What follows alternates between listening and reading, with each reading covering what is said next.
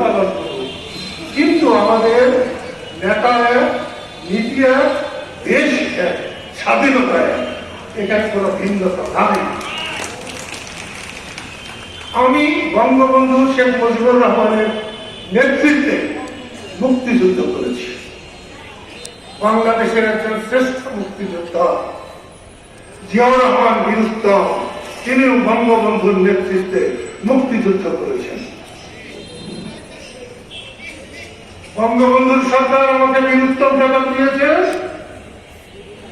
বঙ্গবন্ধুর সরকার জিয়াউর রহমানকে খেতাব দিয়েছে। এইখানে কোনো ভিন্নতা নাই। এইখানে আমরা ভিন্নতা করে স্বাধীনতা বিরোধীদেরকে শক্তিশালী করে দিয়েছি, জামাত ইসলামকে আমরা শক্তিশালী করেছি।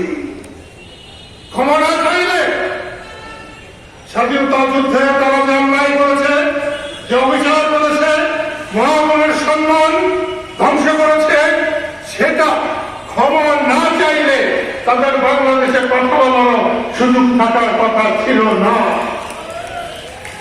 বঙ্গবন্ধুর মতো নেতা ছিলেন বলে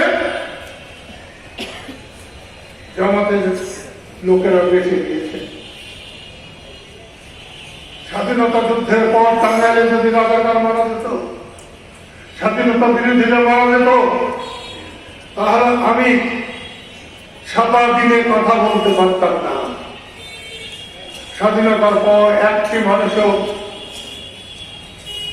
তারা তাদের জীবন নিয়ে শঙ্কা বোধ করে নাই। প্রত্যেকটা মানুষ নিরাপদ বোধ করেছে।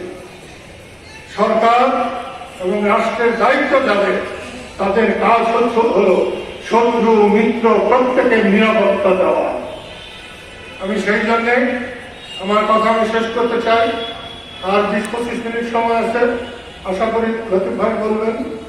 আমি সেই জন্যে কয়েকটি বাস্তবচিত এখানকার কথা বলতে চাই। শুনেছি নির্বাচন কমিশন আজকে